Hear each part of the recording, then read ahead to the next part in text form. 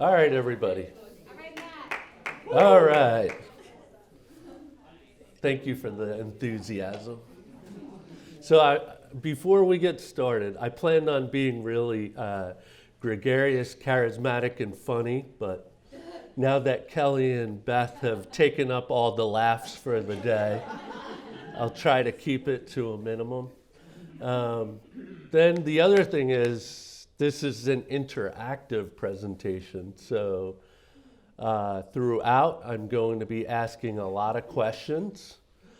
So who here knows a lot about New York or in some way a good deal about New York? I've got 1, 2, 3, 4-ish.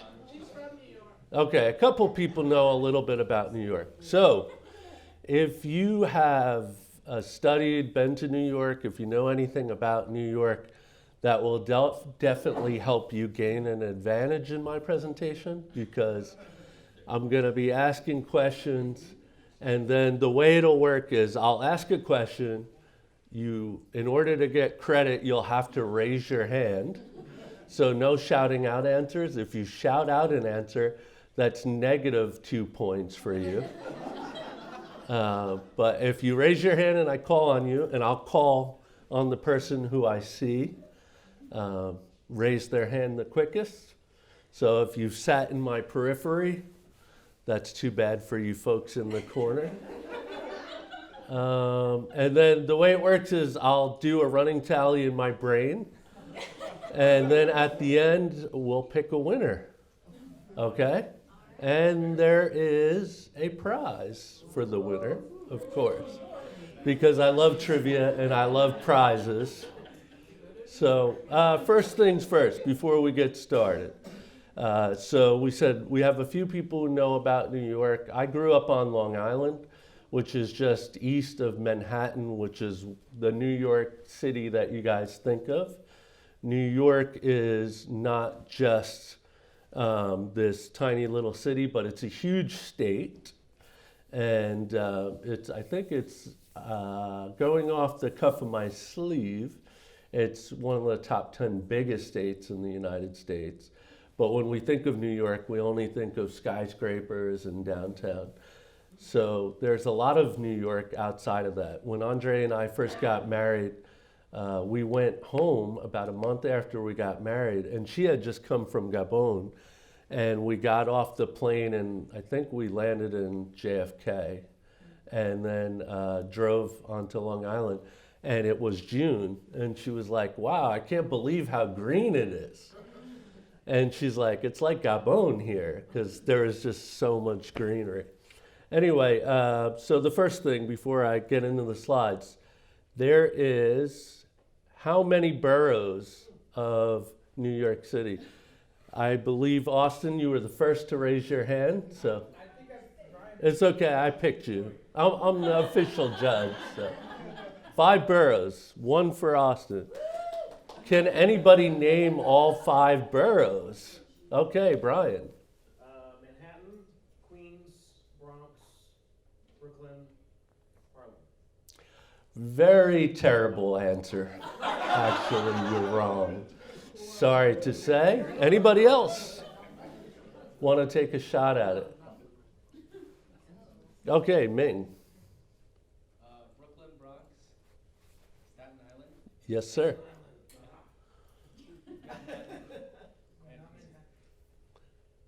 Queens, he said. Okay, we got a winner. That's 1. 1 for Austin, 1 for Ming. So far, so good. Does anybody know when was New York founded? This is a tough one. I'll make it easy. What century was New York founded? We got Austin again. Oh, you should have went with your... I'm gonna go 17. We got it. We got one right here. So we got 3-way tie, 1624, 17th century. And it was founded by the... Dutch. -1 point or 2 points. You're actually below the rest of the room. So You totally blew that, sir. All righty, so we're on to the next question. New York was founded by the Dutch, and not only that, the first president of the United States was inaugurated in -1 point. 2 points, sorry. You're tied with Kelly for last place. So New York was the first capital of the United States. I don't know if anybody knew that. And then it was purchased from the Indians by the Dutch. Anybody got a guess on how much they paid to buy Manhattan? 1.9 million. Very terrible answer again. Yes, Prathama. 30 million. Well, I think this is a more obscure answer, but they actually bought Manhattan from Algonquin Indians that were just passing by. So for them, they got a great deal because they didn't actually own the island. And they saw some white guys and they said, sure, we'll sell it to you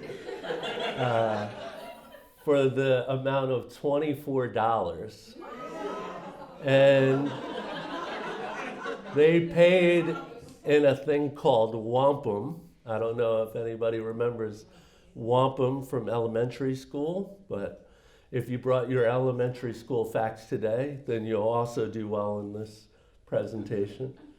So Manhattan, New York was founded in 1624. Coincidentally, there was a great fire in Oslo that year. Just found that out today. Did not know that beforehand, but synchronicity. The population, 8.5 million people. Also, this is another question. Anybody know the county that Manhattan sits upon?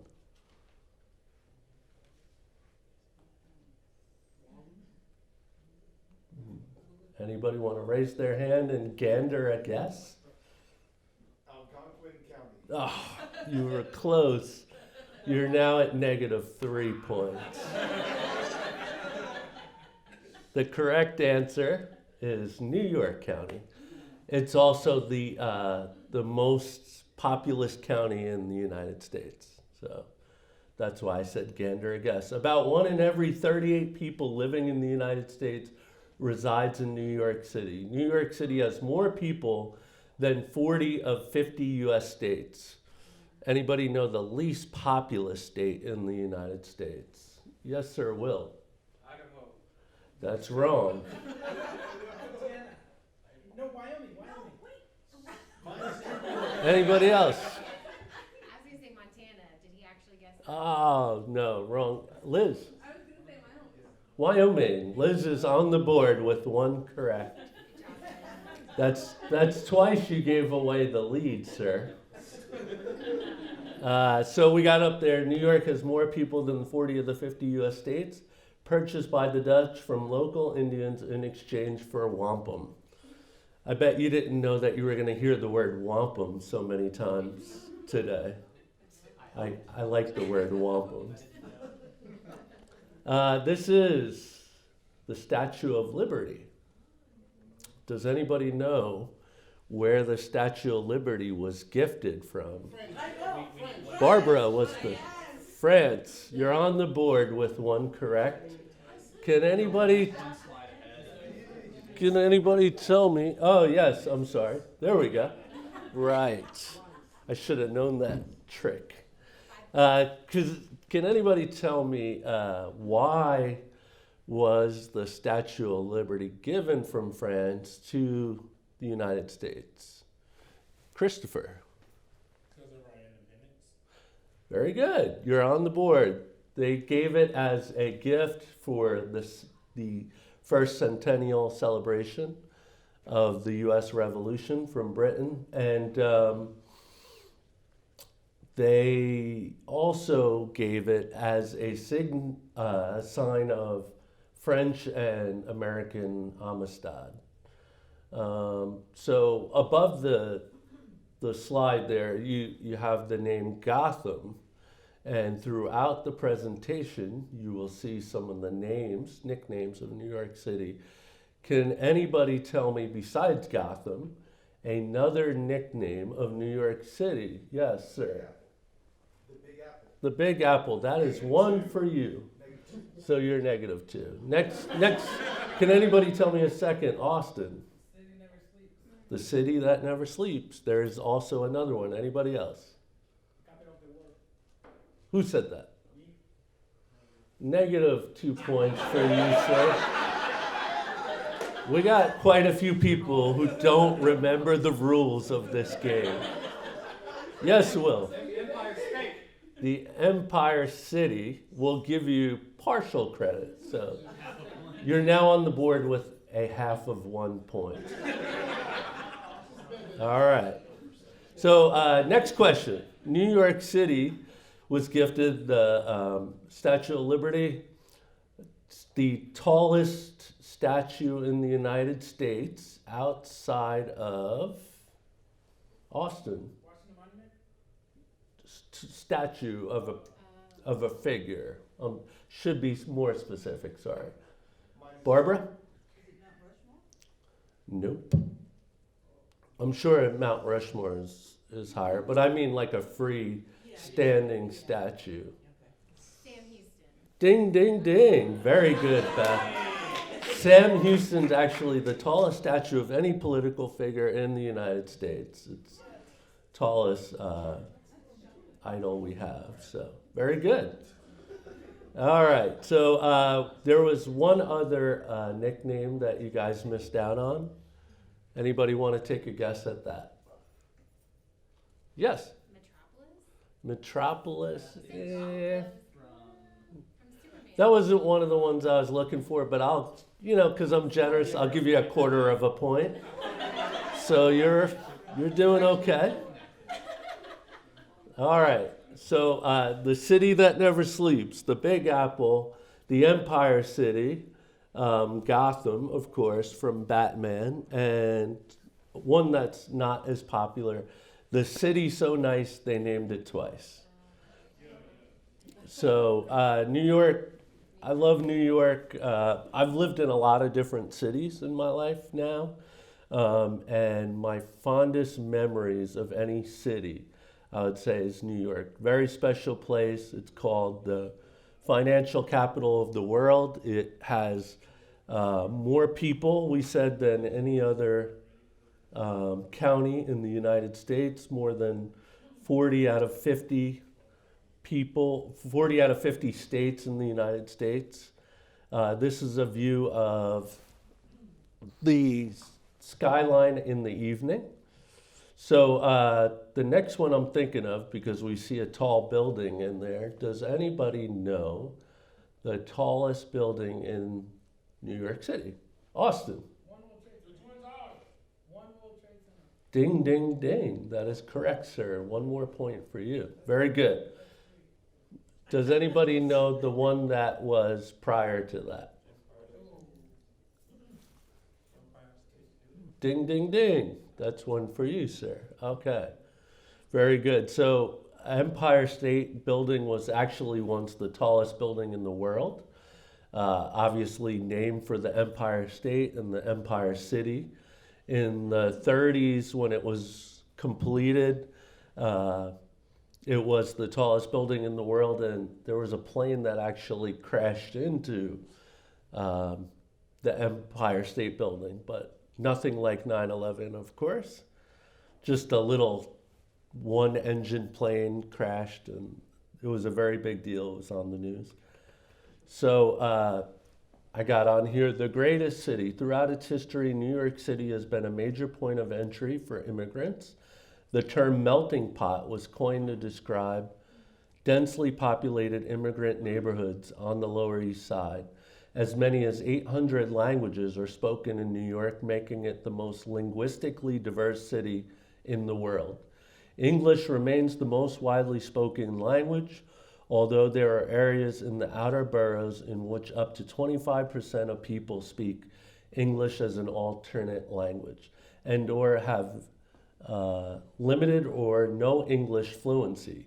English is least spoken in neighborhoods such as Flushing, Sunset Park, and Corona. So, does anybody know where Flushing, Sunset Park, and Corona are in? Beth. Queens. Ding, ding, ding. We currently have a tie for the lead between Beth and Austin. So, well, you know, my brain's keeping track and haven't had much coffee today. So. Anybody know what the largest borough is? Austin? No. Wrong answer. Prathama. Manhattan is the smallest. It's 22 square miles. It's the most densely populated place in the United States. 22 square miles, which is, I think it's roughly like 6.5 miles tall or high, north to south, by less than 3 miles wide, east to west. So that is a nice way of saying wrong answer. Next person. No, Staten Island is also the second smallest borough. Prathama, you would like to take a second guess, but the game doesn't work like that. Next person. No. Queens. Should have stuck with your first answer, Beth. All right, so now you're only down to -1 point. New York City is multicultural. So I don't see Brian, but I know he'll be excited about that. About 36% of the city's population is foreign-born, one of the highest among U.S. cities. The 11 nations constituting the largest sources of modern immigration to New York City are the Dominican Republic, China, Jamaica, Guyana, Mexico, Ecuador, Brazil, Haiti, Trinidad and Tobago, Colombia, Russia, and El Salvador. Growing up on Long Island, mostly we had Hispanic population. So initially in the 1800s, it was German, Irish, and Polish immigrants. And because Long Island is traditionally very agricultural, and they were the ones who did that. Over the last 20 years, there's been a huge influx of Central American, particularly El Salvadorano, Guatemalan, Nicaraguan, Honduran immigrants. New York City metropolitan area is home to the largest Jewish community outside Israel. It is also home to nearly a quarter of the nation's Indian Americans and 15% of all Korean Americans, and the largest Asian Indian population in the Western Hemisphere. The largest African American community of any city in the country, and including 6 Chinatowns in the city proper, comprised as of 2008. A population of over 650,000 overseas Chinese, the largest outside of Asia. New York City alone, according to the 2010 census, has now become home to more than 1 million Asian Americans, greater than the combined totals of San Francisco and Los Angeles. New York contains the highest total Asian population of any U.S. city proper. So I could also tell you, besides having a huge area of immigrants and Asian population, I lived in San Francisco, which is also a small city, and its relative size to New York, which also had a huge Asian population. Their city actually contains 800,000 people. So New York City, which San Francisco likes to compare itself to the New York City of the West Coast, New York City would be 10 times the population of San Francisco, more than 10 times. In the metropolitan area, so Long Island, all the boroughs just outside of New York City and Jersey and parts of Connecticut, you have over 20 million people living in an area that is probably about 2.5 times the size of Harris County. So imagine 20 million people. That's a lot of people. The Big Apple. New York City is the most populous city in the United States with an estimated 8,491,079 people living in the city, according to U.S. Census estimates dating to 2014. This amounts to about 40% of the state's population and a similar percentage of metropolitan region population. New York's two key demographic features are its population density and cultural diversity. The city's population density of 26,000 people per square mile makes it the densest of any American municipality with a population above 100,000. Manhattan's population density is 66,940 people per square mile, highest of any county in the United States. So just reaffirming some of the random facts I'm throwing out there. Approximately 2/3 of dwelling units in New York are renter occupied. That's over twice the national average. The average commute for New Yorkers is just over 40 minutes, about 14 minutes longer than the national average. And I could say that's much higher depending on where you live. A lot of people commute from Eastern Long Island to Manhattan, and it could take about 2 hours to get to work. Then they work 8 to 12-hour days, and then another 2 hours home. So you can imagine the people driving on the highways aren't always so friendly. And I could say personally, if there was any New York drivers on the highways here in Houston, they would be highly aggressive and highly frustrated with Houstonian drivers. Not including me, of course. I'm very, very calm behind the wheel. It has the most billionaires in the world with 82. So like 5 years ago, I want to say 5 or 6 years ago, it was at 55 billionaires, which is the most of any city in the US and any city in the world. And just in the last 5 years has gone up to 82 billionaires. And I think they said like 4 of the 10 richest people in the world live in New York City. It has a GDP of 1.21 trillion. Greater New York City region is the second largest metropolitan economy behind Tokyo. So just for relativity, anybody know the GDP of the world? If you're within the ballpark, I'll give you a quarter of a bonus point.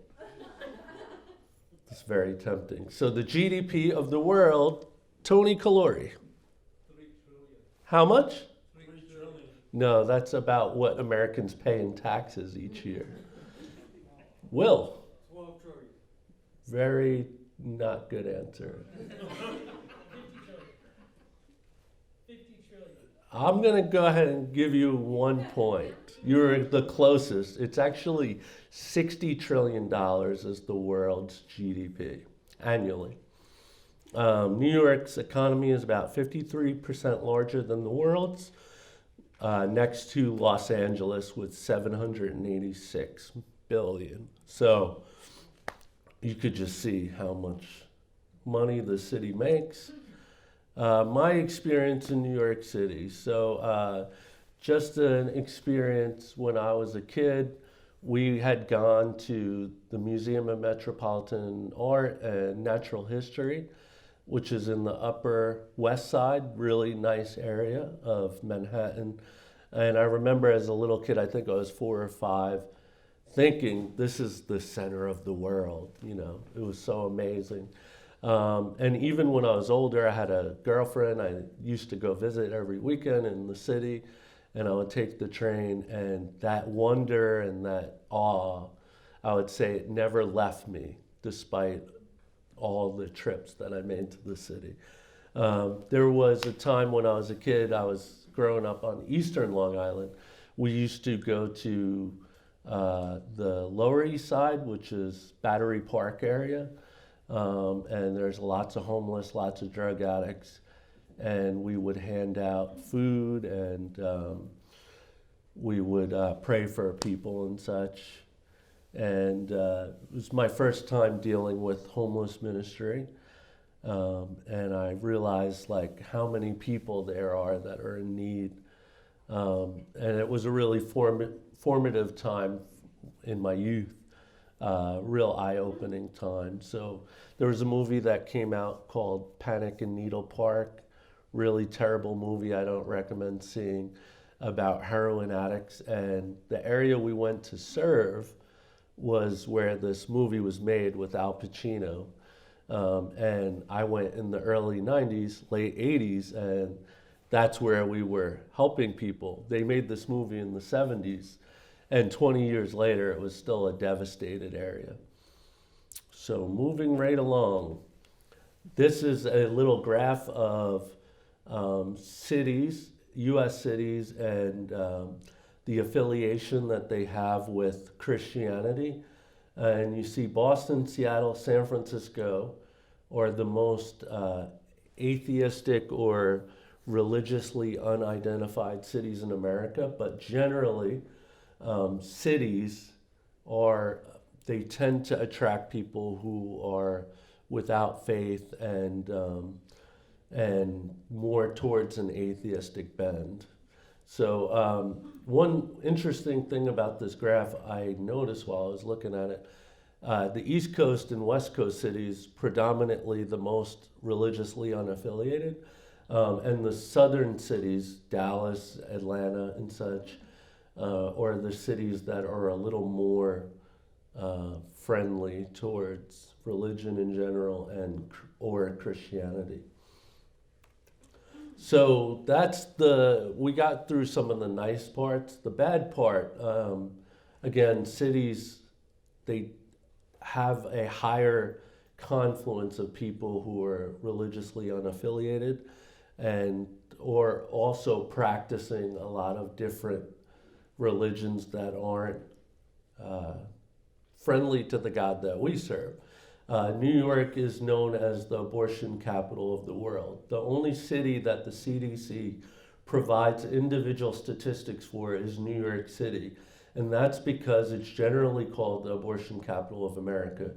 There were 121,745 births in New York City and 80,629 abortions in 2009. That's one abortion for every 1.5 births. And not to get on a whole different topic here, but very often the Planned Parenthood, the abortion facilities are always located in the poorest neighborhoods of any city in the US. And they particularly target African American and Hispanic Latino communities. So before we get to the Q&A, the last thing I wanted to throw in, so this whole idea that cities tend to have a lot of people that are not Christian or identify as atheist, and the more rural areas of America tend to be places that are more friendly and receptive to Christianity and or religion in general.